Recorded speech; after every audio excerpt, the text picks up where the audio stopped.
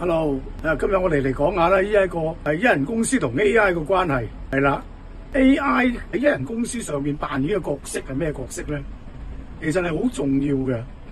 我哋咧人咧始終嘅能力咧有限嘅。AI 係一種賦能嘅工具，佢可以咧將一啲咧細微細眼嘅嘢咧係變成咧一個自動化。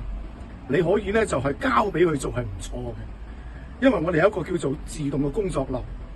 你只要教好個程式，教好嗰個咧就目標，佢就會一字不漏咁樣咧同你係執行一個工作流，從而達到你想去完成嘅目標。